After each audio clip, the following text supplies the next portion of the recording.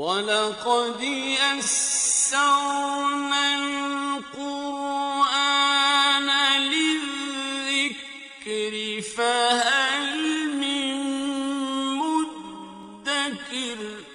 اور ہم نے قرآن کو سمجھنے کے لیے آسان کر دیا، تو کوئی ہے جو سوچے سمجھے۔ صوت القرآن، قرآن کی آواز۔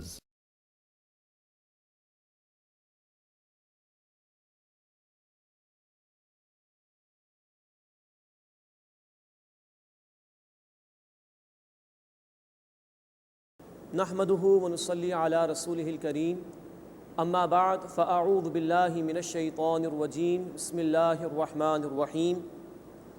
وابتلوا اليتامى حتى اذا بلغوا النكاح فإن آنستم منهم رشدا فادفعوا إليهم أموالهم ولا تأكلوها إسرافا وبدارا أن يكبروا ومن كان غنيا فليستعفف ومن كان فقيرا فليأكل بالمعروف فإذا دفعتم إليهم أموالهم فأشهدوا عليهم وكفى بالله حسيبا۔ صدق اللہ العظیم۔ سورہ النساء آیت نمبر 6 سے ہم اپنا مطالعہ شروع کر رہے ہیں۔ عرض کیا جا چکا ہے کہ ابتدائی 10 آیات میں اس سورہ مبارکہ میں یتیموں اور عورتوں یعنی معاشرے کے کمزور طبقات کے حوالے سے رہنمائی دی گئی ہے۔ اب آیت نمبر 6 میں ایک مرتبہ پھر یتیموں کے حوالے سے گفتگو آ رہی ہے۔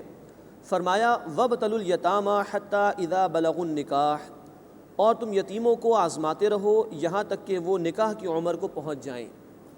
مراد یہ ہے کہ یتیموں کا مال تمہارے پاس ہے، اس کی حفاظت کرتے رہو، اور ابھی کیونکہ یہ کمزور ہیں، ان کو شعور نہیں ہے، تو ان کا مال اس عمر میں ان کے حوالے نہ کرو۔ اور جب تم دیکھو کہ اب وہ اس قابل ہو رہے ہیں کہ ان کا مال ان کے حوالے کیا جائے، تو ان کی ابتلا کرتے رہو، ان کی آزمائش کرتے رہو۔ کوئی سودا ان سے منگوا کر دیکھ لو، کوئی شاپنگ کرا کر دیکھ لو، چیک کرو کہ آیا وہ اپنے معاملات کو طے کرنے کی پوزیشن میں آئے کہ نہیں آئے۔ فَإِنْ آنَسْتُم مِّنْهُمْ رُشْدًا، پھر جب تم ان میں شعور محسوس کرو، فَادْفَعُوا إِلَيْهِمْ أَمْوَالَهُمْ، تو ان کے مال ان کے حوالے کر دو۔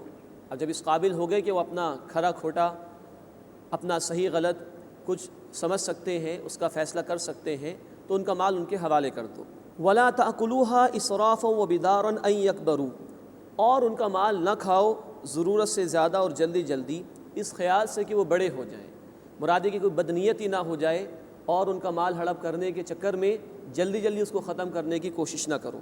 وَمَنْ كَانَ غَنِيًّا فَلْيَسْتَعْفِفْ، اور جو غنی ہو وہ بچتا رہے، جو اپنے اخراجات خود افورڈ کر سکتا ہے، بلکہ ایون یتیم کو بھی اپنے پاس سے کھلا سکتا ہے، اس کے لیے بہتر ہے کہ وہ بچتا رہے۔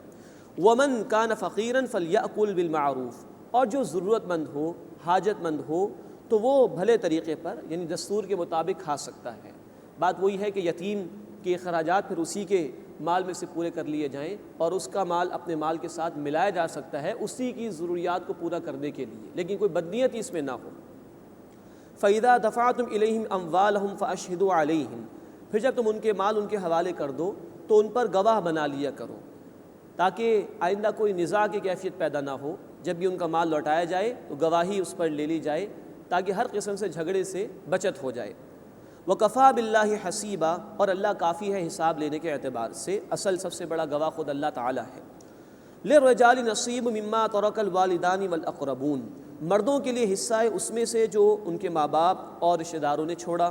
وَلِلنِّسَاءِ نَصِيبٌ مِّمَّا تَرَكَ الْوَالِدَانِ وَالْأَقْرَبُونَ، اور عورتوں کے لیے حصہ ہے اس میں سے جو ماں باپ نے اور رشتہ داروں نے چھوڑا۔ مِمَّا قَلَّ مِنْهُ أَوْ كَثُرَ، خواہ تھوڑا ہو یا زیادہ۔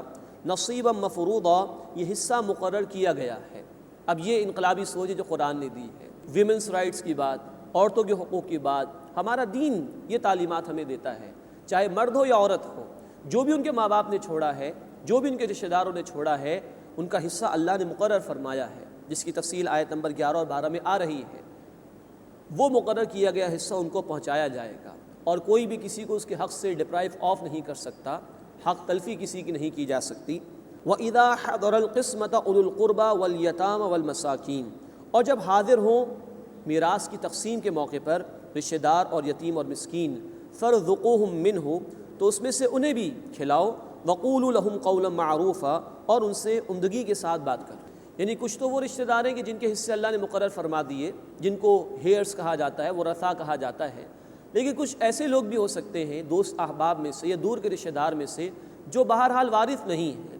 تو ایک اخلاقی تعلیم دی جا رہی ہے کہ اگر ایسے لوگ آ جائیں میراث کی تقسیم کے موقع پر تو اچھی بات ہے، بہتر ہے کہ ان کو بھی کچھ دے دینا چاہیے، یا کم از کم عمدگی سے بات تو کرو، کسی کی دل شکنی نہیں ہونا چاہیے، کسی کا دل نہیں دکھانا چاہیے، اس سے کم از کم بچنے کی کوشش کرو اور عمدگی کے ساتھ بات کرو۔ اس کے بعد بڑے اپیلنگ انداز میں ایک بات کہی جا رہی ہے یتیموں کے معاملات میں، فرمایا کہ وَلْيَخْشَ الَّذِينَ لَوْ تَرَكُوا مِنْ خَلْفِهِمْ ذُرِّيَّةً ضِعَافًا، چاہیے کہ وہ لوگ ڈریں کہ اگر وہ چھوڑ جائیں اپنے پیچھے کمزور اولاد، خَافُوا عَلَيْهِمْ، جیسے وہ ان کے متعلق خود ڈریں گے، فَلْيَتَّقُوا اللَّهَ، بس وہ اللہ سے ڈریں، اللہ کا تقوی اختیار کریں، وَلْيَقُولُوا قَوْلًا سَدِيدًا، اور چاہیے کہ بات کہیں بالکل سیدھی اور درست۔ مراد یہ ہے کہ ذرا سوچو، آج ایک یتیم تمہاری سرپرستی میں دے دیا گیا ہے، اگر کل تمہارا انتقال ہو جائے، تمہارے بچے یتیم ہو جائیں، تو تمہاری اس وقت چاہت کیا ہوگی؟ یہی نہ کہ لوگ اچھا سلوک کریں ان کے ساتھ، تو جو اپنے لیے پسند کر رہے وہ دوسرے کے لیے بھی پسند کرو۔ آج کسی کا انتقال ہو گیا، اس کی اولاد اگر تمہاری سرپرستی میں آ گئی ہے اور وہ یتیم ہے تو اچھا سلوک کرو اس کے ساتھ۔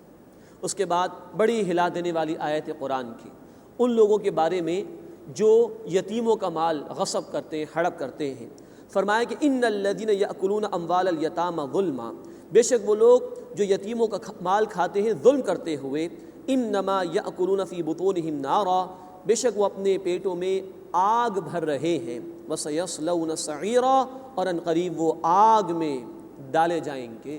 اللہم اجرنا من النار، اے اللہ ہمیں آگ کے عذاب سے محفوظ فرما۔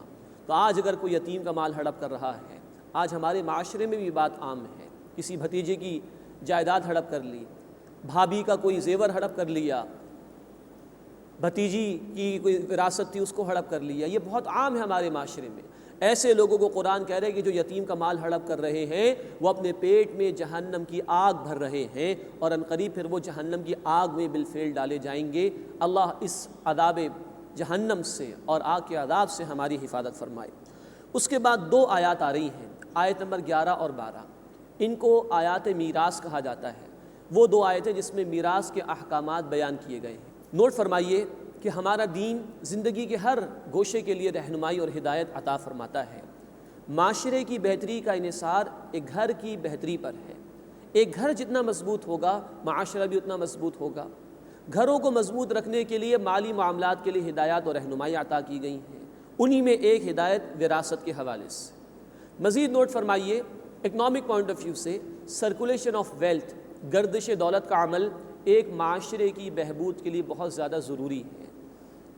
وراثت کے احکامات بھی اس عمل میں بہت بڑا کردار ادا کرتے ہیں کہ جب کسی کا انتقال ہو جائے اور ترکہ تقسیم ہو تو اس سے بھی گردش دولت کا عمل پیش آتا ہے، اس سے سرکولیشن آف ویلتھ ہوتی ہے جس کے نتیجے میں معاشرے میں بہتری آ سکتی ہے۔ یہ دو مقاصد سامنے رکھیے، معاشرے کی بہبود کے لیے اور اکنامک پوائنٹ آف ویو سے گردش دولت کے لیے وراثت کے احکامات ہمیں عطا کیے گئے ہیں۔ وراثت کے حوالے سے چند تمہیدی باتیں اگر سمجھ لی جائیں تو انشاءاللہ آگے آیات کا سمجھنا ہمارے لیے آسان ہوگا۔ نوٹ فرمائی، صرف دو آیات اللہ تعالیٰ نے یہاں پر بیان فرمائی، اور یہ دو آیات اتنی عظیم ہیں کہ ہمارے علماء اور فقہاء نے سینکڑوں کتابیں بلا شبہ صرف وراثت کے مسائل پر انہی دو آیات کی روشنی میں لکھ ڈالی ہے۔ قانون اللہ تعالیٰ نے دے دیا، اب اس کی امپلیمنٹیشن، اس کی جزیات، اس کی تفاصیل پر مبنی بے شمار کتابیں ہیں جو علماء نے مرتب فرمائی۔ جو وراثت کی تقسیم کا عمل ہے اس کی ترتیب کچھ اس طرح یہ ہے کہ سب سے پہلے جس کا انتقال ہو جائے اس کے ترکے میں سے اس کے کفن دفن کے انتظامات کے لیے اخراجات لیے جائیں گے۔ نمبر 2، اس کا اگر کوئی قرض ہے تو اس کو ادا کیا جائے گا۔ نمبر 3، اگر اس نے کوئی وصیت کی ہے، اور یہ بھی نوٹ فرمائیے کہ سنت رسول صلی اللہ علیہ وسلم کی روشنی میں ایک شخص 1/3 مال کی حد تک وصیت کر سکتا ہے، اور یہ 1/3 مال کی وصیت بھی غیر وارث کے لیے ہے، اس لیے کہ وارث کے لیے اللہ تعالیٰ نے خود ہی حصے مقرر فرما دی۔ تو نمبر 3 یہ کہ قرض اگر ادا ہو گیا تو اب وصیت پر عمل درآمد کیا جائے گا 1/3 کی حد تک غیر ورثاء کے لیے۔ اس کے بعد اگر کچھ مال بچا تو یہ اب ترکہ ہے، اور اس ترکے کو اللہ تعالیٰ کے احکامات کے مطابق ورثاء میں تقسیم کیا جائے گا۔ تو ترتیب کچھ اس طرح ہے کہ جو بھی مرنے والے کا ترکہ ہے، پہلے اس کے کفن دفن کے انتظامات کے اخراجات، پھر قرض کی ادائیگی، پھر وصیت پر عمل درآمد، اور اس کے بعد اگر کچھ بچ رہے تو وہ ورثاء میں اللہ کے مقرر کردہ حصوں کے مطابق تقسیم کیا جائے گا۔ ورثاء یا وہ لوگ کہ جن کو وراثت میں سے حصہ ملے گا، اس کی بنیادی طور پر 3 اقسام ہیں۔ ایک کو کہا جاتا ہے ذو الفرائض، یہ بالکل پہلے درجے کے رشتہ دار ہیں، یعنی شوہر، بیوی، والدین اور اولاد، ان کو ذو الفرائض کہا جاتا ہے۔ جب بھی ترکہ تقسیم ہوگا اول انہی لوگوں میں ڈسٹریبیوٹ ہوگا۔ اس کے بعد اگر کچھ بچ رہے تو دوسری قسم جو ورثاء کی ہے اس کو عصبہ کہا جاتا ہے۔ یہ مرد کی جانب سے رشتہ دار ہوا کرتے ہیں، جیسے کہ دادا، پوتا، چچا اور بھتیجا، یہ عصبہ ہے۔ ان میں بھی اگر ڈسٹریبیوٹ ہو گیا اور پھر کچھ بچ رہے تو اب نمبر 3 ذوی الارحام، یہ تیسری قسم ہے رشتہ داروں کی، جو کہ عورت کی جانب سے رشتہ دار ہوا کرتے ہیں، مثلا نانا، نواسا، ماموں، بھانجا وغیرہ وغیرہ۔ تو یہ 3 اقسام ہیں ورثاء کی، ذو الفرائض، عصبہ اور ذوی الارحام۔ اس ترتیب سے ترکہ جو ہے وہ رشتہ داروں میں تقسیم ہوگا۔ اگلی بات اس میں نوٹ فرمائیے کہ دین نے بڑی خوبصورت حکمت کے ساتھ احکامات دیے ہیں۔ وراثت میں قرابت کا خیال رکھا، رشتوں کا خیال رکھا، اور جو جتنا قریب ہے اس کو ہی پہلے مقدم رکھا گیا ہے، ترجیح دی گئی ہے۔ اور نمبر 2، ضرورت کو دیکھتے ہوئے احکامات دیے گئے ہیں۔ چنانچہ ابھی ہم پڑھیں گے انشاءاللہ تعالیٰ آیت نمبر 11 میں کہ عورت کے مقابلے میں مرد کا حصہ 2 گنا ہے، زیادہ ہے، اس لیے کہ مرد پر ذمہ داری ہے کفالت کی، اپنی بیوی کی بھی، اپنے بچوں کی بھی۔ تو ذمہ داری کیونکہ مرد پر زیادہ، اس لیے اس کو ضرورت بھی زیادہ ہے، تو ضرورت کے اعتبار سے بھی یہ احکامات وراثت کے عطا کیے گئے ہیں۔ تو قرابت کو، یعنی رشتہ داری کو اور ضرورت کو بھی پیش نظر رکھتے ہوئے شریعت نے خوبصورت احکامات عطا کیے ہیں۔ آخری بات اس ضمن میں یہ سمجھنا ضروری ہے کہ بلا شبہ اللہ تعالیٰ نے 2 آیات میں ہی یہ احکامات بیان کیے ہیں، لیکن ان میں اتنی جزیات ہیں، اتنی تفاصیل ہیں جو کہ انفر کی ہمارے علماء اور فقہاء نے۔ اس لیے جب کبھی ہمیں یہ مسئلہ پیش آئے، کسی کا انتقال ہو جائے اور وراثت کی تقسیم کا مرحلہ آئے، تو بہتر طریقہ یہ ہے کہ علماء سے، جو صاحبان علم لوگ ہیں، ان سے رجوع کر کے ہم مسئلہ معلوم کریں اور اس کے مطابق ترکے کو تقسیم کرنے کی کوشش کریں۔ اور آگے چل کر ہم دیکھیں گے کہ یہ تقسیم کرنا یہ اللہ کی حدود ہے، اس میں کوئی کمی نہیں ہونی چاہیے، اس میں کوئی کوتاہی نہیں ہونی چاہیے، ورنہ یہ بہت بڑا جرم ہے کہ ترکے کو صحیح طرح تقسیم نہ کیا جائے۔ اللہ اپنی آیات کا، اپنے احکامات کا ہمیں فہم عطا فرمائے اور ان کے مطابق عمل کرنے کی توفیق عطا فرمائے۔ اب آیت نمبر 11 میں وراثت کے احکامات بیان ہو رہے ہیں۔ سب سے پہلے اولاد کے حوالے سے ذکر آ رہا ہے اور پھر والدین کے ترکے کے مسائل بیان ہوں گے، یعنی آیت نمبر 11 میں اولاد اور پھر والدین کو جو حصہ ملے گا اس کا ذکر آ رہا ہے۔ فرمایا کہ یوصیکم اللہ فی اولادکم، اللہ تمہیں وصیت فرماتا ہے اولاد کے بارے میں تمہاری۔ للذکر مثل حظ الانثیین، مرد کا حصہ 2 عورتوں کے برابر ہے۔ یہ جیسے کہ میں نے عرض کیا، یہ اللہ کی حکمت ہے، اس میں کوئی معاذ اللہ عورتوں کو کمتر نہیں ثابت کیا جا رہا جیسا کہ بعض لوگوں نے محسوس کیا ہے، بلکہ غور فرمائیے کہ اسلامی معاشرت میں اللہ کی تعلیمات کے مطابق عورت کا اصل دائرہ کار اس کا گھر ہے، بچوں کی پرورش یہ اس کی اصل ذمہ داری ہے اور گھر کا نظام چلانا۔ باقی معاشی جد و جہد سے اس کو بالکل فارغ کر دیا گیا، ذمہ داری ہے ہی نہیں۔ اپنے گھر میں ہے تو والد کی ذمہ داری، والد نہیں تو بھائی کی ذمہ داری، وہ بھی نہیں تو چچا اور دیگر قریبی رشتہ داروں کی ذمہ داری، شادی ہو گئی عورت کی تو شوہر کی ذمہ داری۔ عورت پر کہیں زور ہے ہی نہیں، کہیں جبر ہے ہی نہیں معاشی جد و جہد کے اعتبار سے، تو جیسے ہی اس پر ذمہ داری کم رکھی گئی، حق بھی کم رکھا گیا۔ مرد پر ذمہ داری ہے بیوی کی کفالت کی، بچوں کی کفالت کی، اس لیے فرمایا گیا کہ للذکر مثل حظ الانثیین، مرد کا حصہ 2 عورتوں کے برابر ہے۔ فإن کن نساء فوق اثنتین، پھر اگر عورتیں ہوں 2 سے زیادہ، یعنی کوئی بیٹا نہیں ہے، بیٹیاں ہی بیٹیاں ہیں، تو 2 سے زیادہ اگر عورتیں ہوں فلہن ثلثا ما ترک، تو ان کے لیے ہے 2/3 جو کہ اس نے ترکے میں سے چھوڑا۔ ترکے کا 2/3 حصہ ان بیٹیوں میں تقسیم ہو جائے گا۔ مزید نوٹ فرمائیے، یہاں کہا جا رہا ہے کہ 2 سے زیادہ، اس پر اتفاق ہے امت کا کہ اگر 2 بیٹیاں بھی ہوں تو ان کو بھی 2/3 حصے میں سے ملے گا، بقیہ جو بچے گا وہ پھر دیگر رشتہ داروں میں جائے گا۔ وَإِن كَانَتْ وَاحِدَةً، اور اگر ایک ہی ہو یعنی بیٹی، فلہ النصف، تو اس کے لیے ترکے میں سے نصف حصہ ہوگا۔ اب ایک بات یہاں رہ گئی کہ اگر بیٹا ہی ایک ہو تو پھر کیا ہوگا؟ تو اس پر امت کا اجماع ہے۔ اجماع سے مراد کے صحابہ سے یہ اجماع چلا آ رہا ہے، امت کے علماء کی اس رائے پر اتفاق کا معاملہ پیش آ چکا ہے۔ یہ اجماع ہے کہ اگر ایک ہی بیٹا ہو تو اگر کوئی اور وارث ہے تو ان کو دینے کے بعد سارا ترکہ اسی بیٹے کو مل جائے گا۔ یہ اس پر اجماع ہے امت کا۔ اب والدین کے حوالے سے بات ہو رہی ہے۔ ولی ابویہ لکل واحد منہما السدس، اور اس کے ماں باپ کے لیے یعنی دونوں میں سے ہر ایک کا چھٹا حصہ ہے، مما ترکا، جو اس مرنے والے نے ترکہ چھوڑا، ان کان لہ ولد، اگر اس کی اولاد ہو، یعنی مرنے والے کی اگر اولاد ہے تو ماں اور باپ دونوں کو 1/6 حصہ مل جائے گا۔ یہ والدین کی وراثت میں پہلی بات بیان ہوئی۔ فَإِن لَمْ يَكُن لَهُ وَلَد، پھر اگر اس کی اولاد نہ ہو، وَوَرِثَهُ أَبَوَاهُ، اور ماں باپ ہی اس کے وارث ہوں، فَلِأُمِّهِ الثُّلُث، تو اس کی ماں کا 1/3 حصہ ہوگا، 1/3۔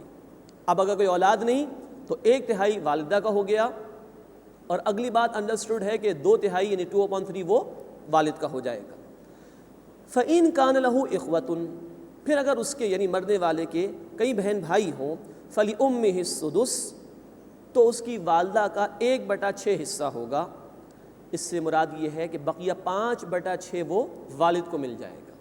یہ بھی نوٹ فرمائیے کہ اگر والدین حیات ہوں تو پھر بہن بھائی کا کوئی حصہ نہیں ہے ترکے میں سے، اس لیے کہ اس اولاد کی بہن بھائیوں کی کفالت والد کے ذمے ہے، تو 1/6 والدہ کو مل گیا، 5/6 والد کو مل جائے گا، اور وہ ظاہری بات ہے والد خرچ کس پہ کریں گے؟ اسی کے بہن بھائیوں پر۔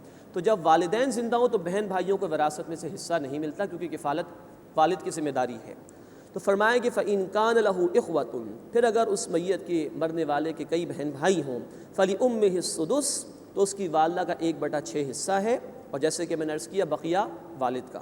مِن بَعْدِ وَصِيَّةٍ يُوصِي بِهَا أَوْ دَيْنٍ، اس وصیت کے بعد جو وہ کر گیا یا قرض ادا کرنے کے بعد۔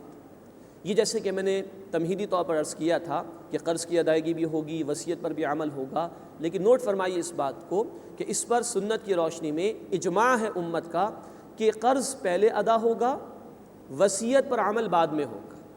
لیکن قرآن میں الفاظ وصیت کے پہلے آئے اور قرض کا ذکر بعد میں آیا۔ اس کی وجہ یہ ہے، علماء نے یہ بات بیان فرمائی کہ قرض کا مطالبہ کرنے والے تو فوراً ہی آ جائیں گے، وہ تو پیچھا نہیں چھوڑیں گے، لیکن وصیت جن کے حق میں کی گئی ہے شاید ان کو معلوم بھی نہ ہو، تو وصیت پر زور دینے کے لیے وصیت کا ذکر پہلے آیا، قرض کا ذکر بعد میں کیا گیا۔ لیکن اس پر اجماع ہے کہ جب ترکے کو تقسیم کرنے کی بات آئے گی تو قرض کی ادائیگی پہلے ہے اور وصیت پر عمل درآمد اس کے بعد ہوگا۔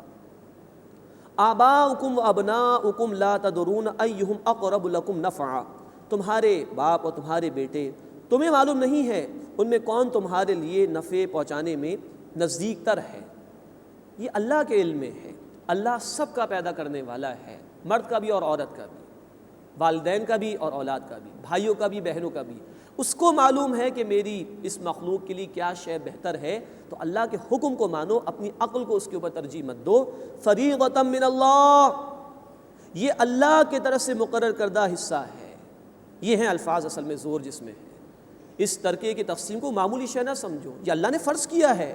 ان اللہ کان علیما حکیما، بے شک اللہ تعالیٰ خوب علم رکھنے والا، حکمت والا ہے۔ یہ ایک آیت مکمل ہوئی جس میں اولاد اور والدین کے ترکے کے حوالے سے ذکر آیا تھا۔ اب جو اگلی آیت ہے اس میں شوہر اور بیوی ان کے درمیان تقسیم کیسے ہوگی وراثت کی، اس کا ذکر آ رہا ہے۔ فرمایا کہ وَلَكُمْ نِصْفُ مَا تَرَكَ أَزْوَاجُكُمْ، اور تمہارے لیے آدھا ہے جو چھوڑ جائیں تمہاری بیویاں، إِن لَمْ يَكُن لَهُنَّ وَلَدٌ، اگر ان کی کچھ اولاد نہ ہو۔ یہ شوہروں کی وراثت بیان ہو رہی ہے کہ تمہاری بیویاں جو چھوڑیں گی اس میں سے تمہارے لیے آدھا حصہ ہے اگر ان کی کچھ اولاد نہ ہو۔ فَإِن كَانَ لَهُنَّ وَلَدٌ، پھر اگر ان کی اولاد ہو، فَلَكُمُ الرُّبُعُ مِمَّا تَرَكْنَا، تو تمہارے لیے اس میں سے جو وہ چھوڑ جائیں 1/4 ہوگا، 1/4 حصہ ہوگا۔ مِن بَعْدِ وَصِيَّةٍ يُوصِينَ بِهَا أَوْ دَيْنٍ، اس وصیت کے بعد جو وہ کر جائیں یا قرض کی ادائیگی کے بعد۔ اولاد کی موجودگی میں آپ دیکھیے کہ شوہر کا حصہ وہ کم ہو گیا ہے۔ اس کی وجہ یہ ہے کہ شوہر بہرحال زندگی بسر کر چکا ہے، اس کے پاس اپنے ایسٹس بھی ہوں گے، اپنے وسائل بھی ہوں گے، لیکن اولاد تو ابھی جوان ہو رہی ہے، وہ تو ابھی نئی زندگی گویا کہ شروع کرنے جا رہی ہے، تو اس کی ضرورت زیادہ ہے۔ تو ضرورتوں کو بھی سامنے رکھتے ہوئے یہ احکامات اللہ تعالیٰ نے عطا فرمائے۔ تو تمہارے لیے ہے جو چھوڑ جائیں تمہاری بیویاں آدھا حصہ اگر ان کی اولاد نہ ہو، اور اگر ان کی اولاد ہو تو تمہارے لیے اس میں سے جو وہ چھوڑ جائیں 1/4 ہے، چوتھائی حصہ ہے، اس کے بعد کہ جو وصیت کر جائیں یا قرض کی ادائیگی کے بعد۔ اب بیویوں کے لیے بیان ہو رہا ہے وَلَهُنَّ الرُّبُعُ مِمَّا تَرَكْتُمْ، اور جو تم چھوڑ جاؤ اس میں سے ان کے لیے 1/4 ہے۔ دیکھیے اب مرد کے مقابلے میں عورت کا حصہ آدھا ہے، وہاں آدھا تھا، یہاں 1/4 ہو گیا۔ وَلَهُنَّ الرُّبُعُ مِمَّا تَرَكْتُمْ، جو تم چھوڑ جاؤ اس میں سے ان کے لیے 1/4 حصہ ہے، 1/4۔ إِن لَّمْ يَكُن لَّكُمْ وَلَدٌ، اگر تمہاری اولاد نہ ہو۔ فَإِن كَانَ لَكُمْ وَلَدٌ، پھر اگر تمہاری اولاد ہو، فَلَهُنَّ الثُّمُنُ مِمَّا تَرَكْتُمْ، تو جو تم چھوڑ جاؤ اس میں سے ان کا 8واں حصہ ہے، یعنی 1/8، اولاد کی موجودگی کی وجہ سے کم ہو جائے گا حصہ۔ من بعد وصیۃ توصون بها او دین، اس وصیت کے بعد جو تم کر جاؤ یا قرض کی ادائیگی کے بعد۔ اب اس کے بعد ایک اور ایشو بیان ہو رہا ہے، کلالہ کا مسئلہ۔ کلالہ کہتے ہیں ایک ایسے شخص کو کہ جس کے اوپر بھی کوئی نہ ہو یعنی والدین، اور جس کے نیچے بھی کوئی نہ ہو یعنی اولاد، ہاں برابر میں کوئی ہو، بہن ہو، بھائی ہو، اس کو کلالہ کہا جاتا ہے۔ اس کے حوالے سے ایک مسئلہ اس مقام پر بیان ہو رہا ہے، اور دوسرا مسئلہ بیان ہوگا انشاءاللہ اسی صورت میں آیت نمبر 176 میں جا کر، نوٹ فرما لیجیے اس کو۔ دوسری بات یہاں پر نوٹ فرمائیے کہ یہاں جو مسئلہ بیان کیا جا رہا ہے یہ 2 قسم کے بہن بھائیوں کے حوالے سے ہے۔ نمبر 1 اخیافی بھائی، نوٹ فرما لیجیے یہاں جس بہن بھائیوں کا ذکر کیا جا رہا ہے وہ اخیافی بھائی ہیں۔ اب یہ اصطلاح بھی سمجھنا ضروری ہے، عربوں میں اور ہر معاشرے میں امکان ہے اس چیز کا کہ 3 قسم کے بہن بھائی ہو سکتے ہیں۔ نمبر 1 عینی، جن کو حقیقی بہن بھائی کہا جاتا ہے، والد اور والدہ ایک ہی ہیں جن کے۔ نمبر 2 علاتی، یعنی جو باپ کی طرف سے مشترک ہوں، جن کا والد سیم ہو۔ ایک شوہر ہے، اس کی 2 بیویاں ہیں، ایک بیوی سے بچے، دوسری بیوی سے بچے، تو والد تو مشترک ہو گیا نا، یہ بہن بھائی علاتی کہلاتے ہیں۔ اور نمبر 3 اخیافی، جو ماں کی طرف سے مشترک ہو۔ ایک عورت کی پہلے جگہ شادی ہوئی، پھر معاملہ ختم ہوا، کہیں اور شادی ہو گئی، تو یہ اخیافی بہن بھائی ہوں گے جو ماں کی طرف سے مشترک ہوں۔ تو یہاں نوٹ فرما لیجئے کہ یہاں اخیافی بہن بھائیوں کا ذکر آ رہا ہے، یعنی وہ کہ جو ماں کی طرف سے مشترک ہوں، اور اس مقام پر ان کا حصہ برابر بیان کیا گیا ہے۔ باقی رہے عینی اور علاتی، ان کا ذکر اسی صورت میں آگے چل کر آیت نمبر 176 میں انشاءاللہ تعالی آ جائے گا۔ اب کلالہ کے متعلق گفتگو آ رہی ہے۔ وَإِن كَانَ رَجُلٌ يُورَثُ كَلَالَةً، اور اگر ایسے مرد کی میراث ہے جو کلالہ ہو، جس کے اوپر بھی کوئی نہیں والدین، جس کے نیچے بھی کوئی نہیں اولاد، صرف بہن بھائی ہو۔ أَوْ امْرَأَةٌ، یا وہ کوئی عورت ایسی ہو، وَلَهُ أَخٌ أَوْ أُخْتٌ، اور اس کے بہن بھائی ہوں، فَلِكُلِّ وَاحِدٍ مِّنْهُمَا السُّدُسُ، تو ان دونوں میں سے ہر ایک کا 6واں حصہ ہوگا، 1/6۔ فَإِن كَانُوا أَكْثَرَ مِن ذَلِكَ، پھر وہ ایک سے زیادہ ہوں، فَهُمْ شُرَكَاءُ فِي الثُّلُثِ، تو وہ سب شریک ہوں گے 1/3 مال میں، 1/3 کی حد تک، اگر زیادہ بہن بھائی ہیں۔ پھر بقیہ جو ہے وہ دوسرے ورثاء میں تقسیم ہوگا۔ من بعد وصیۃ یوصی بہا او دین، اس وصیت کے بعد جو کہ کر دی جائے یا قرض کی ادائیگی کے بعد، غیر مضار، کسی کو نقصان نہ پہنچایا جائے۔ یہ تمام قسم کے ترکوں کی تقسیم میں ہے، چاہے اولاد کے لیے ہے، ماں باپ کے لیے ہے، شوہر کے لیے ہے، بیوی کے لیے ہے، بہن بھائیوں کے لیے ہے، سب کے لیے ہے کہ غیر مضار، کسی کو نقصان نہ پہنچایا جائے۔ یہ بہت بڑا جرم ہے ہمارے دین میں کہ ترکے کے مال کے اندر کوئی ڈنڈی ماری جائے، کسی کا حق مار لیا جائے۔ وصیۃ من اللہ، یہ حکم ہے اللہ کا، واللہ علیم حلیم، اور اللہ خوب علم رکھنے والا، حلم والا ہے، بردبار ہے، معاف فرماتا ہے۔ تلک حدود اللہ، یہ اللہ کی حدود ہیں۔ وَمَن يُطِعِ اللَّهَ وَرَسُولَهُ، اور جو اللہ اور اس کے رسول صلی اللہ علیہ وسلم کی اطاعت کرے گا، يُدْخِلْهُ جَنَّاتٍ تَجْرِي مِن تَحْتِهَا الْأَنْهَارُ، اللہ انہیں باغات میں داخل کرے گا جن کے نیچے نہریں جاری ہیں، خالدین فیہا، ان میں ہمیشہ ہمیشہ رہیں گے، وَذَلِكَ الْفَوْزُ الْعَظِيمُ، یہ بہت بڑی کامیابی ہے، اللہ ہمیں ان لوگوں میں شامل فرمائے۔ اس کے برعکس وَمَن يَعْصِ اللَّهَ وَرَسُولَهُ، اور جو اللہ تعالیٰ اور اس کے رسول صلی اللہ علیہ وسلم کی نافرمانی کرے، وَيَتَعَدَّ حُدُودَهُ، اور اس کی حدود کو تجاوز کر جائے، یدخلہ نارا، اللہ اسے آگ میں داخل فرمائے گا، خالدن فیہا، اس میں ہمیشہ ہمیشہ رہے گا، وَلَهُ عَذَابٌ مُہین، اور اس کے لیے ذلت والا عذاب ہے۔ اللہ اس انجام بد سے ہماری حفاظت فرمائے۔ معلوم ہوا کہ جو اللہ تعالیٰ کے مقرر کردہ ان احکامات، یہ میراث کے متعلق مسائل پر عمل نہیں کرتے، وہ اللہ کی حدود کو پامال کرتے ہیں۔ آج ہمارے معاشرے میں بیٹیوں کو حصہ دینے کی تو نوبت ہی نہیں آ رہی، سرے سے ہڑپ کر لیا جاتا ہے۔ اکثر اوقات چھوٹے بھائیوں کا حصہ بھی ہڑپ کر لیا جاتا ہے۔ یہی کچھ زمانے جاہلیت میں ہوتا تھا۔ آج اتنی کچھ ٹیکنالوجی کے بعد بھی وہی کچھ ہو رہا ہے جو 1400 برس پہلے زمانے جاہلیت میں ہو رہا تھا۔ اللہ کہہ رہا ہے کہ یہ اللہ کی مقرر کردہ حدود ہیں۔ کسی بھائی کو، کسی بہن کو، یا کسی کی بیٹی کو، کسی یتیم کے مال کو ہڑپ کر لینا، ان کی حق تلفی کرنا ترکے کے بال میں سے، یہ بہت بڑا جرم ہے، اور اللہ تعالیٰ نے اس پر جہنم کا ڈراوا میں سنایا ہے۔ اللہ ہمیں اس برے انجام سے بچنے کی توفیق عطا فرمائے اور ان احکامات پر عمل کرنے کی توفیق عطا فرمائے۔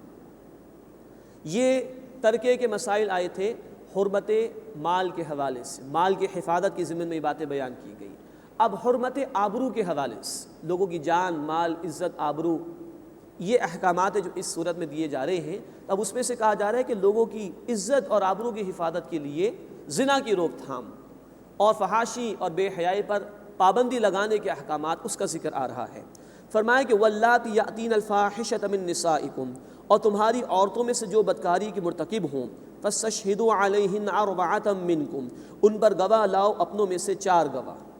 یعنی لوگوں کی عزت و آبرو کا معاملہ اتنا اہم ہے، کیونکہ لوگ الزام بھی تو لگا سکتے ہیں نا کسی پر بدکاری کا، یہ معاملہ اتنا اہم ہے کہ اس کے لیے 4 گواہوں کی شرط لگائی گئی۔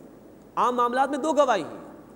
سورہ البقرہ آیت 282 میں ہم نے پڑھا لین دین کے معاملات میں 2 گواہ بنا دو، لیکن یہ عزت و آبرو کا معاملہ اتنا اہم ہے، فرمایا 4 گواہ اپنوں میں سے پیش کرو۔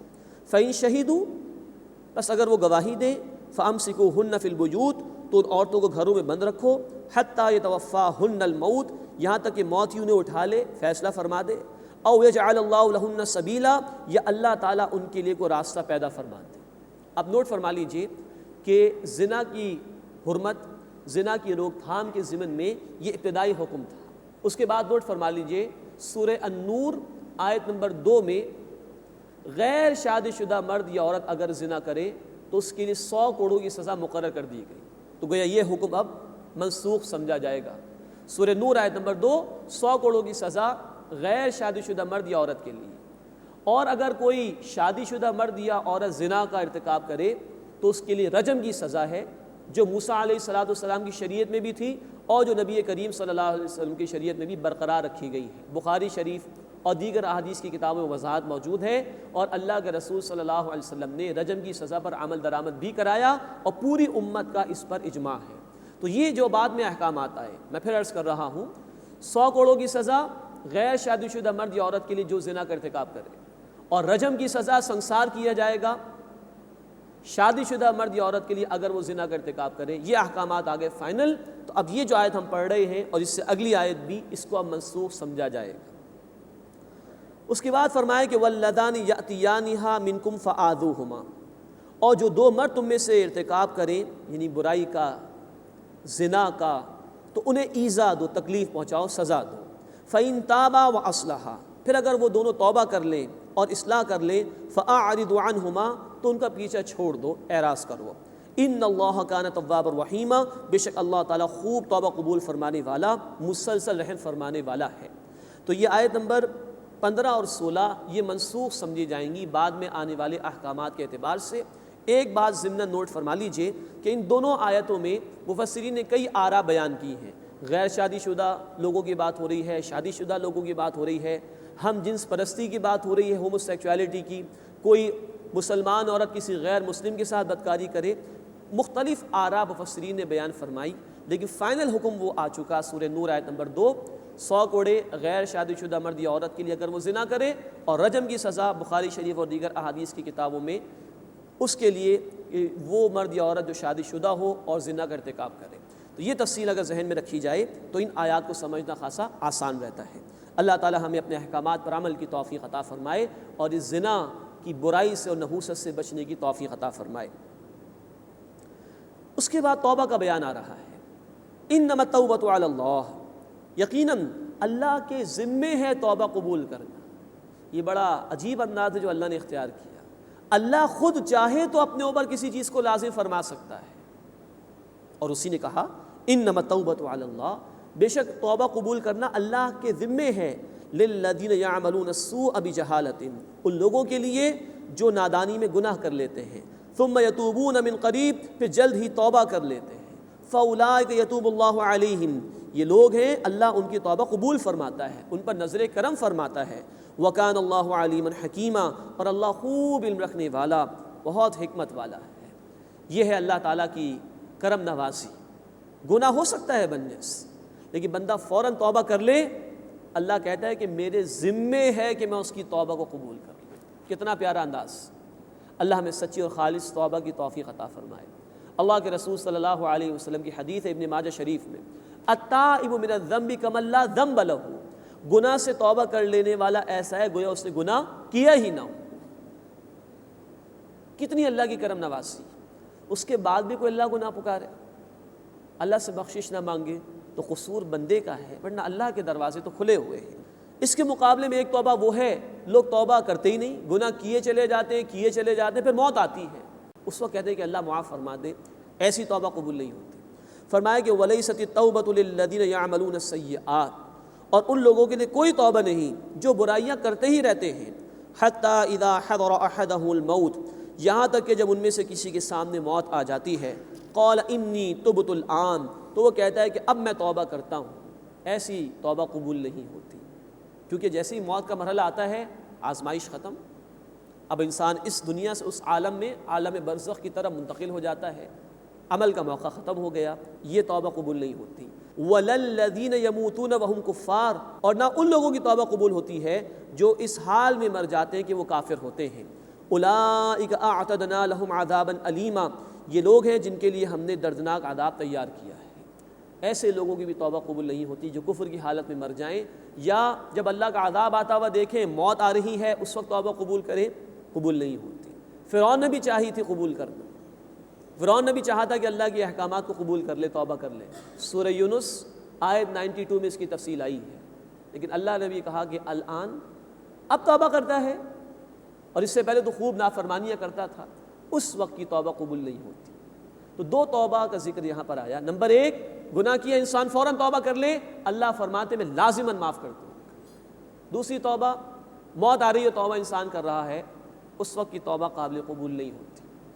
ایک صورت ہے درمیان کی، انسان گناہ کرتا ہے، کبھی اس کو یاد آ گیا میرا بھی رب ہے، مجھے اس کے حضور جواب دہی کرنی ہے، تو اس کے لیے بھی امکان ہے کہ قبول ہو جائے گی۔ یہ موت سے پہلے والی بات ہے۔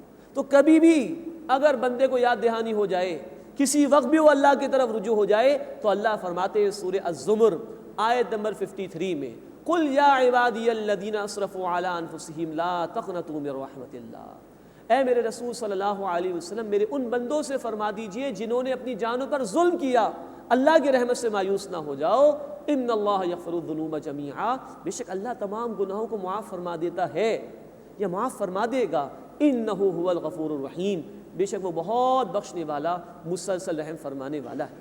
تو یہ اللہ تعالیٰ کا معاملہ، موت کے آنے سے پہلے کسی لمحے بھی بندے کو توفیق مل جائے، اس کو خیال آ جائے کہ میں غلطی کر رہا تھا، مجھے اللہ سے توبہ کرنی چاہیے، اللہ فرما رہے مایوس نہ ہو جاؤ، آ جاؤ، اللہ کی رحمت تمہیں اپنے آغوش میں لے لے گی، تم آگے تو بڑھو۔ بہت پیاری حدیث بخاری شریف میں، حدیث قدسی ہے، اللہ فرماتے ہیں میرا بندہ مجھے دل میں یاد کرتا ہے، میں بھی اسے دل میں یاد کرتا ہوں، میرا بندہ مجھے کسی محفل میں یاد کرتا ہے، میں اس سے بہتر محفل فرشتوں کے سامنے اسے یاد کرتا ہوں، میرا بندہ ایک بالش میری طرف آتا ہے، میں ایک ہاتھ اس کی طرف جاتا ہوں، میرا بندہ ایک ہاتھ میری طرف آتا ہے، میں دو ہاتھ بھر اس کی طرف جاتا ہوں، میرا بندہ چل کر میری طرف آتا ہے، میں دوڑ کر اس کی طرف جاتا ہوں۔ بندہ تو آگے بڑھے، یہ ہے درمیانی درجے کی توبہ۔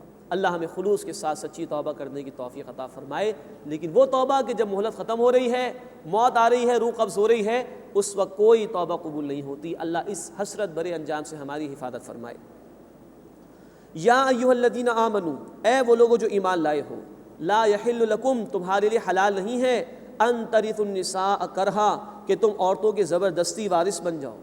یہ بھی زمانے جاہلیت کے اندر ایک طریقہ ہوتا تھا کہ سوتیلی ماں ہے کسی کی، اس کے والد نے 2 3 4 شادیاں کر رکھی ہیں، تو سوتیلی ماں بیوہ ہو گئی، یعنی کہ باپ کا انتقال ہو گیا، تو اس کے مال پر بھی قبضہ کر لیا، اور یہ بھی کیا کرتے تھے کہ سوتیلی ماں سے نکاح کر لیا کرتے تھے، معاذ اللہ ثم معاذ اللہ، جس کو حرام کیا ہمارے دین۔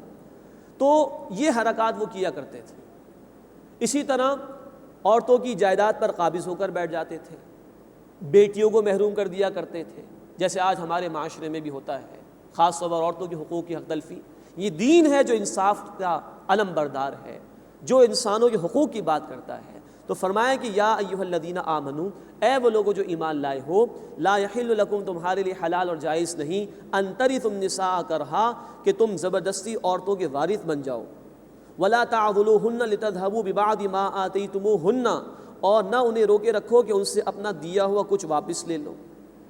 مراد یہ ہے کہ ایک شخص نے شادی کی کسی مقام پر، اور بیوی اس کے گھر میں ہے، بہت کچھ اس کو دے بھی دیا، اب بات بن نہیں رہی ہے، طلاق بھی نہیں دے رہا اس کو، فارغ بھی نہیں کر رہا، اور روک کر اس لیے رکھا ہوا ہے کیونکہ بہت سارا مال میں نے اس کو دے دیا ہے تو میں مال نہیں چھوڑنا چاہتا۔ تو اس وجہ سے بھی عورتوں کو روک کر رکھتے تھے کہ اپنا دیا ہوا مال اپنے پاس ہی رکھیں اور اس مال سے محروم نہ ہو جائے، اس سے منع کیا جا رہا ہے۔ وَلَا تَعْضُلُوهُنَّ لِتَذْهَبُوا بِبَعْضِ مَا آتَيْتُمُوهُنَّ، اور نہ انہیں روکے رکھو کہ ان سے اپنا دیا ہوا کچھ واپس لے لو۔ إِلَّا أَن يَأْتِينَ بِفَاحِشَةٍ مُبَيِّنَةٍ، الا یہ کہ وہ کھلی بے حیائی کی مرتکب ہو جائیں، بالکل کھلی بے حیائی انہوں نے کر لی ہو، گواہی بھی تمہارے پاس موجود ہو، تو اب یہ تو وہ موقع ہے کہ تمہارا دل نہیں چاہے گا اس سے نباہ کرنے کا۔ اس صورت میں تو علیحدگی ہے۔ یا ایک صورت ہم نے پڑھی تھی سورہ البقرہ میں خلا کے حوالے سے، خلا میں پھر عورت چاہتی کہ علیحدگی ہو جائے، اس میں پھر عورت کو مال واپس کرنا ہوتا ہے شوہر کو، وہ ہے ایک صورت۔ یا یہاں پر بیان کیا جا رہا ہے کہ کھلی بے حیائی کی مرتکب ہو تو بات الگ ہے، لیکن ادروائز ان کو زبردستی روک کر رکھنا چاہتے ہو تاکہ جو مال ان کو دیا ہوا ہے وہ تمہارے پاس واپس آ جائے، یہ تمہارے لیے جائز نہیں، جو ان کو دے دیا وہ ان کا ہو گیا۔ اس کے بعد قرآن کی انقلابی تعلیم عورتوں کے حقوق کے بارے میں، وعاشروہن بالمعروف، اور ان کے ساتھ بھلے طریقے پر سلوک کرو۔ اللہ کے رسول صلی اللہ علیہ وسلم کی حدیث ہے بخاری شریف میں، خیرکم خیرکم لأہلہ، تم میں سے بہترین وہ ہے جو اپنے گھر والوں کے لیے بہترین ہے، وَأَنَا خَيْرُكُم مِّنْ أَهْلِي، اور میں تم میں سب سے بہتر ہوں اپنے گھر والوں کے لیے۔ یہ حکم ہے اللہ کے دین کا۔ یہ عورتیں جو تمہارے پاس ہیں، مردوں سے کہا جا رہا ہے، یہ کوئی کنیزیں تو نہیں ہیں، یہ کوئی ملازمائیں تو نہیں ہیں، نہیں، اللہ کا نام لے کر تم نے انہیں اپنے نکاح میں لیا ہے، یہ امانت ہے اللہ کی تمہارے پاس، گویا کہ ان کے حوالے سے جواب دی ہوگی قیامت کے دن۔ تو وعاشروہن بالمعروف، ان کے ساتھ بھلا سلوک کرو کیونکہ قیامت کے دن جواب دینا ہوگا۔ اس کے بعد بڑی خوبصورت تعلیم دی جا رہی ہے۔ گھروں میں ہو جاتا ہے معاملہ، ناچاقی ہو رہی ہے، شوہر کو بیوی پسند نہیں آ رہی، کوئی فلاں ادا اس کو پسند نہیں آ رہی، تو ایک بڑا اپیلنگ انداز قرآن نے اختیار کیا، فرمایا فَإِن كَرِهْتُمُوهُنَّ، پھر اگر وہ تمہیں ناپسند ہو، فَعَسَىٰ أَن تَكْرَهُوا شَيْئًا، تو عین ممکن ہے کہ تمہیں ایک چیز ناپسند ہو، وَيَجْعَلَ اللَّهُ فِيهِ خَيْرًا كَثِيرًا، اور اللہ اس میں بہت بھلائی پیدا فرماتے ہیں۔ اللہ کی تخلیق ہے، اللہ کر سکتا ہے۔ اللہ کے رسول صلی اللہ علیہ وسلم کی حدیث ہے مسلم شریف میں، آپ نے فرمایا کوئی بھی مومن اپنی بیوی سے بغض نہ رکھے، اگر بیوی کی ایک ادا پسند نہیں ہے تو تلاش کرے کوئی دوسری ادا پسند آ جائے گی، جلد بازی نہیں کرنی چاہیے، تلاش کریں گے تو اللہ کی تخلیق ہے، اس میں بھلائی نظر آئے گی۔ یہ اپیلنگ انداز اس لیے قرآن نے اختیار کیا تاکہ گھر کے نظام کو انٹیکٹ رکھا جا سکے، مضبوط رکھا جا سکے۔ ہر گھر کی مضبوطی ہوگی تبھی معاشرہ صحیح رخ پر استوار ہوگا۔ آج مغرب کی سوسائٹی جس نے ان تعلیمات کو فراموش کر رکھا ہے، آج وہاں خاندانی نظام تباہ و برباد ہو چکا ہے۔ حل یہی ہے کہ اللہ کی تعلیمات کی طرف لوٹا جائے، ان گھروں کو مضبوط کیا جائے گا تو بہترین معاشرہ وجود میں آ سکے گا۔ وَإِنْ أَرَدْتُمُ اسْتِبْدَالَ زَوْجٍ مَّكَانَ زَوْجٍ، اور اگر تم ارادہ کر ہی لو ایک بیوی کی جگہ دوسری بیوی کو لانے کا، کوئی طلاق کا تم نے ارادہ کر لیا، بہرحال جائز ہے، لاسٹ ریزورٹ کے طور پر، پوائنٹ آف نو ریٹرن آ جائے تو ٹھیک ہے، جائز ہے۔ اگر تم نے کوئی ایسا ارادہ کر بھی لیا ہے، وَآتَيْتُمْ إِحْدَاهُنَّ قِنْطَارًا، اور تم نے ان میں سے کسی ایک کو خزانہ بھی دے دیا ہے، فَلَا تَأْخُذُوا مِنْهُ شَيْئًا، تو اس میں سے کچھ بھی واپس مت لو۔ یہ دیکھیے اسلام قرآن میں اللہ رب العزت عورتوں کے حقوق بیان کر رہے ہیں۔ طلاق دے دیا اگر بیوی کو، پورا ڈھیر بھر کر سونا بھی دے دیا ہے، خزانہ بھی دے دیا ہے، واپس نہیں لے سکتے اس کو۔ اتاخذونہ بہتانا و اثما مبینا، کیا تم وہ لیتے ہو بہتان لگا کر اور صریح گناہ کرتے ہوئے؟ وکیف تاخذونہ، اور تم کیسے واپس لے سکتے ہو؟ وقد افضى بعضکم الی بعض، جبکہ تم میں سے ایک دوسرے سے تعلق قائم کر چکا ہے، لطف اندوز ہو چکا ہے۔ وَأَخَذْنَا مِنْكُمْ مِيثَاقًا غَلِيظًا، اور انہوں نے تم سے پختہ عہد بھی لے لیا ہے۔ پورا معاہدہ کر کے رشتہ ازدواج میں انسان منسلک ہوتا ہے، یہ تعلق قائم کرتا ہے، لائف ٹائم کا یہ ایگریمنٹ ہوتا ہے۔ یہ سب کچھ ایگریمنٹ تم نے کر لیا تو جو دینا تھا وہ تم نے دے دیا، وہ مالک ہیں عورتیں اس کی، اب تم ان سے واپس نہیں لے سکتے۔ یہ ہے انقلابی تعلیم جو اسلام نے عطا فرمائی عورتوں کے حقوق کی پاسداری کے حوالے سے۔ اس کے بعد ایک بری رسم تھی اس معاشرے میں، جیسے کہ میں نے عرض کیا تھا کہ سوتیلی ماں سے نکاح کر لیا کرتے تھے جو بیوہ ہو جاتی تھی، اس کو قرآن نے یہاں منع کیا۔ فرمایا وَلَا تَنْكِحُوا مَا نَكَحَ آبَاؤُكُم مِّنَ النِّسَاءِ، اور ان عورتوں سے نکاح نہ کرو جن سے تمہارے باپ نے نکاح کیا ہو، إِلَّا مَا قَدْ سَلَفَ، سوائے اس کے کہ جو ہو چکا پہلے، اب نہیں ہونا چاہیے۔ إِنَّهُ كَانَ فَاحِشًا، بے شک یہ بے حیائی ہے، وَمَقْتًا، اور انتہائی غضب کی بات ہے، وَسَاءَ سَبِيلًا، اور انتہائی برا راستہ ہے۔ یہ ایک غلط رسم تھی جس کی یہاں پر نفی کی گئی۔ اگلی آیت میں محرمات کا ذکر ہے، یعنی وہ عورتیں جن سے ایک مرد کا کبھی بھی نکاح نہیں ہو سکتا، ان کا ذکر کیا جا رہا ہے۔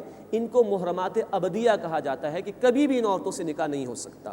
فرمایا حرمت علیکم امہاتکم، تم پر حرام کی گئی ہیں تمہاری مائیں، یعنی نکاح نہیں کر سکتے ان سے۔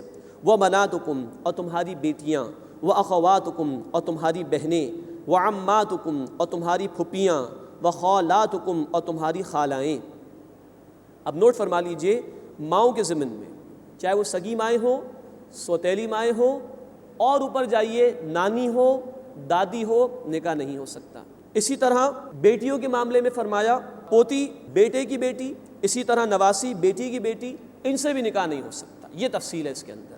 وَأَخَوَاتُكُمْ، اور تمہاری بہنیں، بہنوں کے حوالے سے مزید نوٹ فرمائیے، سگی بہنیں ہوں، ماں شریک بہنیں ہوں، یا باپ شریک بہنیں ہوں، کسی سے بھی نکاح نہیں ہو سکتا۔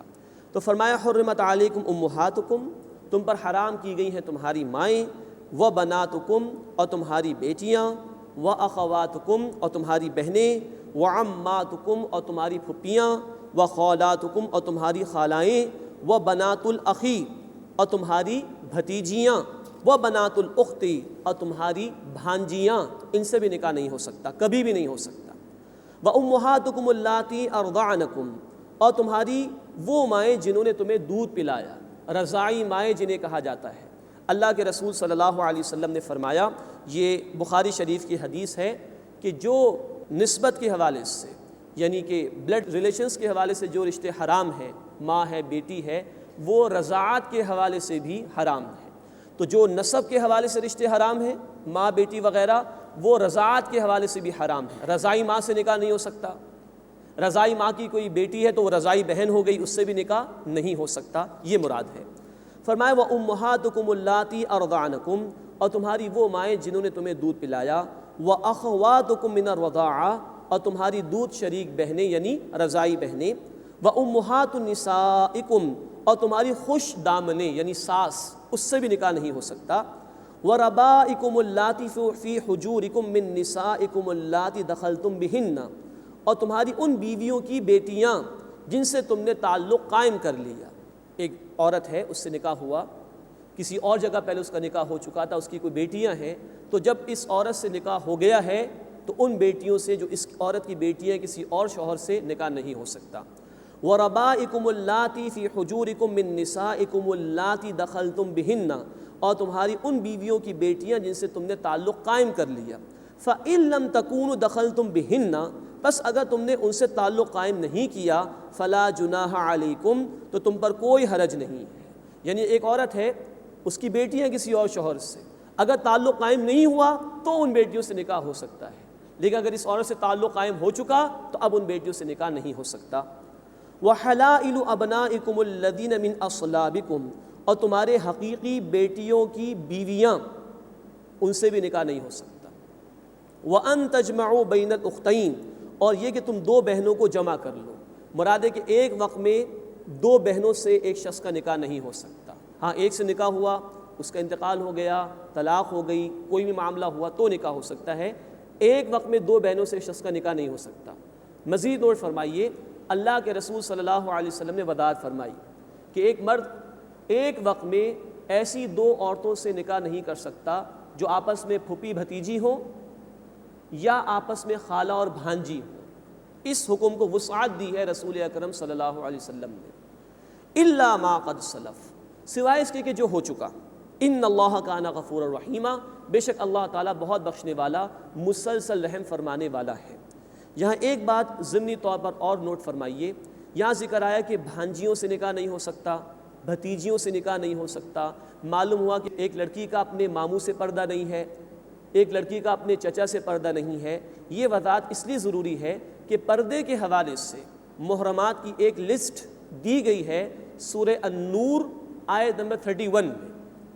اس لسٹ کی تکمیل ہوتی ہے اس آیت کے ذریعے سے، جس میں بتایا گیا کہ بھانجیوں سے نکاح نہیں ہو سکتا، بھتیجیوں سے نکاح نہیں ہو سکتا، رضائی ماں سے نکاح نہیں ہو سکتا، رضائی بہن سے نکاح نہیں ہو سکتا۔ تو اس مقام کو اور سورہ النور آیت 31 کو ملا کر پڑھیں تو پوری لسٹ سامنے آ جاتی ہے کہ کن خواتین سے نکاح نہیں ہو سکتا، جن کے حوالے سے پردے میں نرمی ہے کہ سطر کا معاملہ ہوگا۔ ایسی خواتین ایسے حضرات کے سامنے جن سے رشتہ ہے چہرہ کھول کر آ سکتی ہیں۔ تو سورہ نور کی آیت 31 کا مطالعہ اس آیت کے ساتھ ہمیں کرنا چاہیے۔ اللہ تعالی ہمیں اپنے احکامات کا فہم عطا فرمائے اور عمل کرنے کی توفیق عطا فرمائے۔ وآخر دعوانا ان الحمد للہ رب العالمین۔